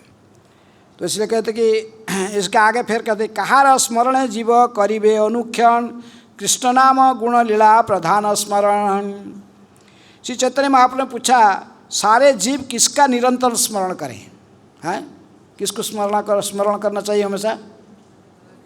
हैं, कृष्ण नाम गुण लीला प्रधान स्मरण।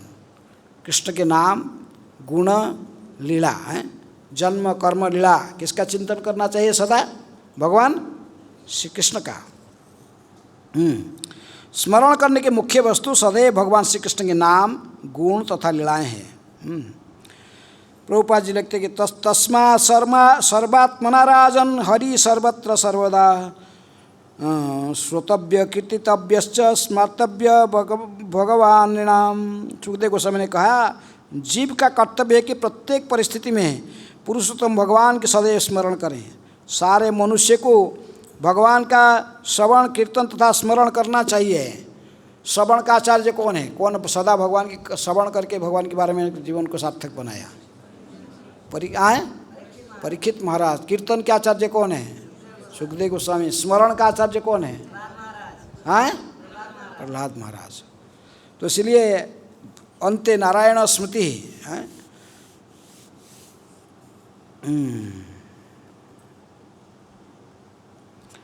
अंत समय में जो साधन भजन यदि कोई किया है उसका परीक्षा कब होता है? कैसा साधन भजन किया कब पता चलता? कभी कभी इसका परीक्षा कब पता चलता कि सही साधन भजन किया? प्रभुपाद जी कहते थे यहाँ साधन करी भजन करी मरते जान ले है। मरने का समय कैसा वो शरीर त्यागा है, भगवान को स्मरण करके त्यागा कहीं, वो इसका परीक्षा है। हाँ, कैसे भजन साधन किया जीवन काल में उसका परीक्षा अंत समय होता है। जो सही भजन कीर्तन किया तो फिर अंत समय में भगवान के नाम लेकर भगवान को स्मरण करके शरीर त्यागेगा। हाँ, तभी वो कहाँ जाएगा? अब अंत समय में यदि और कुछ स्मरण करेगा, दिन भर दिन रात पूरा जिंदगी भजन किया, लेकिन यदि फिर जाने के समय अपने लड़का को स्मरण करेगा, लड़की के समय, फिर तो क्या होगा? हाँ, फिर इस संसार में फिर दोबारा वापस आएगा। पर भरत महाराज पूरा भजन किए, भक्ति किए जिंदगी में, अंत समय में वो हिरण का पीछे फंस गए। हिरण का चिंतन किया, अगला शरीर हिरण का मिल गया। हाँ, कहाँ स्मरण? इसलिए किसका स्मरण करना चाहिए सदा? कृष्ण के स्मरण। ध्येय मध्य जीवर कर्तव्य कौन ध्यान राधा कृष्ण पदाम्बुज ध्यान प्रधान। अंत सदा किसके ध्यान करना चाहिए व्यक्ति? राधा कृष्ण के चरण कमल को ही ध्यान करना, यही जीवन का लक्ष्य होना चाहिए। हैं, सर्वत्यजी जीवेर कर्तव्य कहाँ बास ब्रजभूमि वृंदावन जहाँ लीला रास। सबको त्याग कर जीव कहाँ पर जाएगी वास करेगा? जो संसार के प्रति जिसको सच्चा वैराग्य आ गया, तो सोचा मैं राधा कृष्ण की भक्ति करना है, उसको समझ गया मेरा जीवन का लक्ष्य है, तो फिर कहाँ जाके रहेगा? हैं, ब्रजभूमि वृंदावन जहाँ लीला नित्य लीला रास। साधक को सब कुछ छोड़ के कहाँ पर भजन करना चाहिए? वृंदावन धाम में आकर, जहाँ पर नित्य लीला चलता है। आज भी लीला चलता है कृष्ण की। हमें योग्य नहीं है देखने के लिए, लेकिन गोस्वामी लोग रहते थे, वो देखते थे। हैं, रघुनाथ दास गोस्वामी बैठकर भजन करते थे राधा कुंड में, राधा रानी आकर उनके ऊपर छत्री की तरफ अपने स्वयं अपने साड़ी को ऐसा ही छत्री की तरफ धारण करके खड़ा रहती थी। हैं, भगवान ने देखते थे कि एक दिन देखे सनातन गोस्वामी रघुनाथ बैठकर धूप भोजन कर रहे हैं, उनको तो बासोद्बोध नहीं है, समाधिस्थ है, लेकिन भगवान श्री कृष्ण धनुष बाण लेकर खड़े हैं कि 2 शेर उधर पानी पी रहे श्यामकुंड में। हैं, उस समय पूरा जंगल ही जंगल था। तो इसलिए जो राधा कृष्ण को जो प्रकृति, यही जीवन का होना चाहिए। सब नहीं, सब कुछ छोड़ के जीवात्मा कहाँ आना चाहिए? वृंदावन आकर यहीं पर राधा कृष्ण का भजन करना चाहिए। ब्रजभूमि वृंदावन जहाँ लीला रास, ब्रजभूमि वृंदावन में ही अंतिम जीवन बिताना चाहिए। किसको? जो सब कुछ त्याग कर भगवान श्री कृष्ण को आश्रय करके चरणारविंद में भक्ति करना चाहता है, सबसे बेस्ट जगह कौन है? वृंदावन धाम। यहाँ पर आकर भजन कर। लेकिन ये नहीं कि वृंदावन ने फ्लैट खरीद लिया और चिंता करके अपना घर का गांव का, तो फिर ये नहीं कह रहे हैं। कोई बॉम्बे का आदमी था कि फ्लैट ले लिया इधर वृंदावन में है, अब वृंदावन फ्लैट ही घर होता है, लेकिन आजकल तक माया के इंस्ट्रूमेंट बना के दे दिए। क्या है?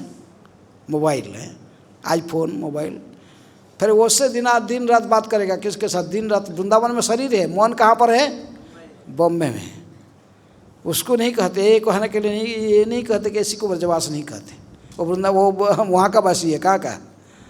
जहाँ का चिंतन करता। यदि कोई बॉम्बे में रहकर भी सदा वृंदावन चिंतन करता है, वही वृंदावन वास। क्योंकि मौन ही हमारा अंतिम समय में, मौन ही हमको कहाँ ले जाएगा? जिसके चिंतन कराएगा वही हमको चले जाएंगे। हैं, मौन को वृंदावन में रखना, भगवान के राधा कृष्ण के चरण में सदा रखना, ये ज़्यादा इम्पोर्टेंट है सदा। तो इसलिए सर्वत्र ने कहाँ वास करना चाहिए? वृंदावन धाम में वास करना चाहिए, सब त्याग कर। श्रवण मध्य जीवेर कौन श्रेष्ठ श्रवण?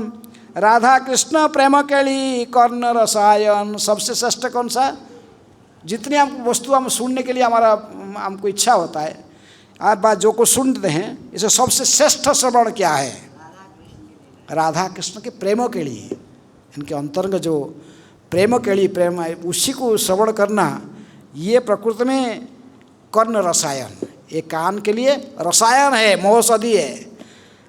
जिसकी कान में सब सदा इच्छा होता कि मैं सुनने के लिए, किसको सुनने के लिए? राधा कृष्ण के अंतरंग गुह्य लीलाओं को सुनने में सब समय जो तत्पर रहता, वही सबसे श्रेष्ठ है। राधा कृष्ण प्रेमों के लिए कर्ण रसायन। ये प्रकृति में प्रभुपाद जी कहते विक्रीडितं ब्रजवधू विरिदं च विष्णु सद्वया नित्य अनुशृणुयात् अर्थ वर्णयेद्य भक्तिं परा भगवती प्रतिलम्ब्य कामं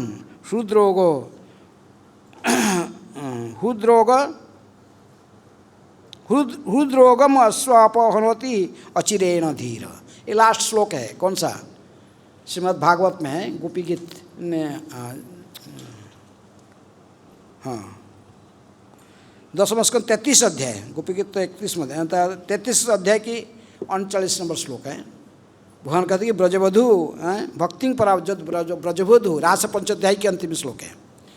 तो भगवान कहते जब ब्रजवधू और कृष्ण के बीच में जो गोपियाँ बीच में जो ये 5 अध्याय जो प्रत्येक जो पढ़ता है, श्रवण करता है, तो उसके अंदर में सबसे बड़ा शत्रु जो छुप के बैठा है, क्या?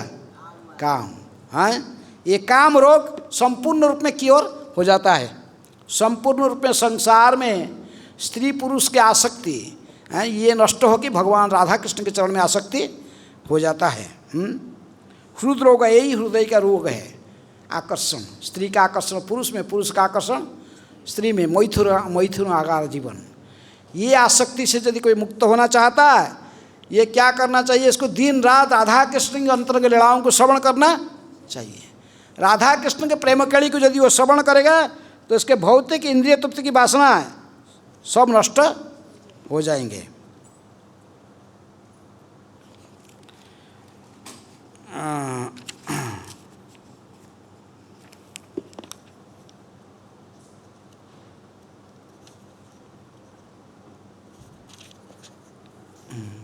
उपास्यर मध्य कौन उपास्य प्रधान?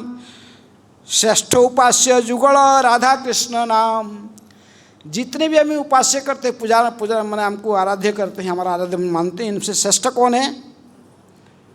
हाँ, चैतन्य महाप्रभु पूछा समस्त पूजा की योग्य व उपास्य की वस्तुओं में से कौन प्रधान है? रामानंद राय उत्तर दिया कि प्रधान पूजा योग्य वस्तु व ध्यान की वस्तु व उपास्य की वस्तु राधा कृष्ण नाम। हरे कृष्ण महामंत्र है। प्रभुपाद जी कहते हैं सबसे उपास्य श्रेष्ठ क्या है? हरे कृष्ण कृष्ण कृष्ण हरे हरे, हरे राम राम राम। कि भगवान के भगवान और भगवान के नाम में कोई अंतर नहीं है। नाम रूप गुण लीला ये कोई भिन्नता नहीं है। सबसे पहला क्या है? जो राधा कृष्ण की उपासना करना चाहता तो किसका पहले क्या लगेगा? उनके नाम को उच्चारण करेगा। हाँ, हरे कृष्ण महामंत्र के उच्चारण करेगा। आस्ते आस्ते शुद्धता बढ़ेगा तो फिर नाम शुद्ध भाव से लेने से रूप प्रकट होंगे। नाम में ही सो छुपे हुए, नाम में ही इनके रूप ही छुपा हुआ है। नाम राम नामो, फिर रूपो, फिर गुण, इनकी क्वालिटी है। 64 गुण कृष्ण का है, तो गुण भी छुपा हुआ। इसके बाद लीला, इनके अंतरंग लीलाएँ सारे छुपा रहता है। इसलिए केवल हम प्रारंभ कहाँ से करेंगे? नाम से। भगवान श्री कृष्ण की नाम उच्चारण करेंगे तो उसी से, शुद्ध नाम लेने से उनके रूप, उनके गुण, इनकी लीलाएँ सब अपने सामने, साधक के सामने अपने जिस स्तर को प्रोग्रेस किया वो सब प्रकट होते हैं। गोस्वामी लोग साहब भगवान के नाम ले रहे थे, उनके सामने सारे लीला प्रकट होते थे। हैं, रूप गोस्वामी बैठ के साधन करते तो मैंने बैठ के हरे कृष्ण मंत्र बस जपते थे, तेरे कदम में वो देख रहे थे, सारी लीला इनको प्रकट हो रहा था। किस प्रकार आए? भगवान श्री कृष्ण ने एक बार सारे सखी लोग ने राधा रानी की बेणी बंधन कर रहे थे और बस उनके पीछे से आकर भगवान सखियों के बीच में बैठकर वो भी स्वयं भगवान श्री कृष्ण भी राधा रानी की कैसे विन्यास करने में लगे हुए थे। तो उस समय एक मंजरी ने एक सखी ने बड़ा दर्पण ला के सामने रख दिया। राधा रानी जब दर्पण को देखी, सखियों के बीच में किसको देखी? कृष्ण को देखी, शर्म गई, नीचे मुख करके मुझे से मुख कर ली। उसके बाद तो सारे सखी लोग ने जोर जोर से हंसने लगे। हैं, ये सब लीलाएँ, अंतरंग लीलाएँ। गोस्वामी लोग ने जो कुछ कहते थे वो मन से मनगढ़ंत करके, स्पेकुलेशन करके नहीं कहते थे। जीव गोस्वामी जब गोपाल चंपू लिखते हैं, प्रारंभ में कहते कि मैं जो देख रहा हूँ वो लिख रहा हूँ। जिन लीलाओं को मैं साक्षात देख रहा, मुझे दुष्ट हो रहे हैं, उसी लीलाओं को मैं रचना कर रहा हूँ। इसमें कोई काल्पनिक नहीं है, इसमें कोई स्पेकुलेशन नहीं है, कोई सोच साच के जैसे साधारण कोई लेखक होता सोच के प्लान करके क्या लिखना है करके लिखता है, ऐसा नहीं। स्पॉन्टेनियस, स्वतः जो देखना वही लिखना है, अनुभव। तो इसलिए कहते कि राधा कृष्ण सर्व मुक्ति भुक्ति वांछे से ही कहाँ द्वाहार गति स्थावर देह देवदेह ऐसे अवस्थिति। जो लोग मुक्ति इच्छा करते, भुक्ति इच्छा करते, उनकी कहाँ, जो साजुज्य मुक्ति चाहते हैं, ये ब्रह्मज्योति में जाकर लीन होते हैं। और जो भुक्ति इच्छा करते हैं वो ज़्यादा से ज़्यादा जो भुक्ति का इच्छा पूर्ण करने, इनको स्वर्गों का देवताओं के शरीर प्राप्त हो जाता है। रामानंद राय ने उत्तर दिया कि जो लोग भगवान के अस्तित्व में समा जाने की चेष्टा करते हैं, उन्हें वृक्ष के समान शरीर धारण करना होगा। और जो लोग इंद्रिय तृप्ति के अधिक आसक्त रहते हैं, उन्हें देवताओं का शरीर मिलेगा। इंद्रिय तृप्ति की इच्छा है। प्रभुपाद जी को एक व्यक्ति पूछा, एक भक्त पूछा मायापुर में मॉर्निंग वॉक में, प्रभुपाद आपने इतनी हज़ार संख्या में शिष्य बनाए कि सब लोग भगवत धाम जाएंगे? प्रभुपाद जी कहे कि नहीं, 80% ऑफ वो लोग सब डेमीगॉड बनेंगे। अगला जन्म कहाँ जाएंगे? स्वर्ग में जाएंगे, फिर वहीं से भगवत धाम जाएंगे। क्योंकि इनके मन में थोड़ा भोग इच्छा भी है, पूजा मान प्रतिष्ठा की इच्छा भी है। तो ऐसी इच्छा रहने से फिर कहाँ जाना पड़ता है इनको? फिर देवलोक में जाकर देवताओं की पदवी रहकर फिर थोड़ा भोग विलास के बाद फिर हो जाते हैं। लेकिन भक्ति करने के साथ साथ जो देवलोक प्राप्त करते हैं, उनके पास में एक एडवांटेज होता है कि उनके पतन नहीं होता। लेकिन जो पुण्य कर्म करके जाते हैं देवलोक में, क्षीणे पुण्य मर्त्यलोकं विशन्ति। लेकिन देवता लोग ने वहीं पर जितने थोड़ा भोग इच्छा था, देवलोक में रह भोग करके फिर वहीं से आगे बढ़ेंगे। कहाँ जाएंगे? फिर भगवत धाम जाते हैं। तो इसी प्रकार संक्षेप में हमें इसके चर्चा के टाइम भी हो गया। तो लास्ट में कह रहे कि रस जो काकचू से ज्ञान निम्ब फले, रस जो कोकिल खाए पेमाम्र मुकुले। आए कहते कि रामानंद राय ने आगे कहा कि सभी दिव्य रस में से रहित व्यक्ति और रसिक जो इस संसार में जो लोग हैं उन कौओं के समान होते हैं। वो क्या करते हैं? जो ज्ञान रूपी नीम के कटु फल को चूसते हैं। नीम के वृक्ष में नीम का फल भी पक्का देखा पकड़े हुए चूसते, लेकिन उसका टेस्ट कैसा होता है? तीता होता है। लेकिन जो ज्ञान रूपी लेकिन जबकि रसज्ञ व्यक्ति जो ऐसी राधा कृष्ण लीलाओं की रस को आलोचना दिन रात चर्चा करता है, तो वो व्यक्ति कैसा है? उन कोयलों का वो कोयलों के तुल्य हैं जो भगवत प्रेम रूपी आम्र वृक्ष की मंजरियाँ को खाते हैं। तो इसलिए आप क्या बनना चाहते हैं? कोयल बनना चाहते हैं क्या कौवा बनना चाहते हैं? कोयल बनना चाहते तो आप फिर क्या करना पड़ेगा? दिन रात राधा कृष्ण की लीलाओं की चर्चा करना चाहिए। हैं? इसका आगे और पढ़ने समय हो गया, मैं यहीं पर आज कक्षा समाप्त करते हैं। हाँ, इसलिए नरोत्तम दास ठाकुर ने क्या कहा? राधा कृष्ण प्राण मोर जुगल किशोर, राधा कृष्ण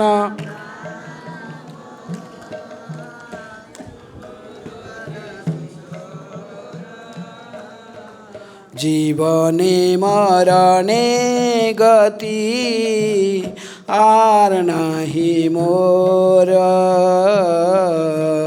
जीवने मरणे गति आर नहीं मोर। मैं पूरा गीत नहीं गा रहा हूँ कि आपको 7 बाज चुका है। फिर दूसरे तुम्हारा कार्यक्रम अलग है इधर, फिर बोलेंगे महाराज इतना टाइम ले लिया, आगे तक चला। ठीक है, अपने घर में जाके फिर गाओ चैतन्य चरितामृत के इस चैप्टर को, फिर रामानंद राय और चैतन्य महाप्रभु संवाद, इसको फिर बार बार पढ़ोगे यदि, फिर आपको बहुत आनंद आएगा। हाँ, ठीक है। हरे कृष्णा कृष्ण कृष्ण हरे हरे, हरे राम राम राम हरे हरे। श्रील प्रभुपाद की जय। निताय गौर प्रेमानंदे हरि हरि बोल। श्री रामानंद राय की जय। चैतन्य महाप्रभु की जय। समवेत वैष्णव भक्त वृंद की जय। हरे कृष्ण कृष्ण कृष्ण कृष्ण हरे हरे, हरे राम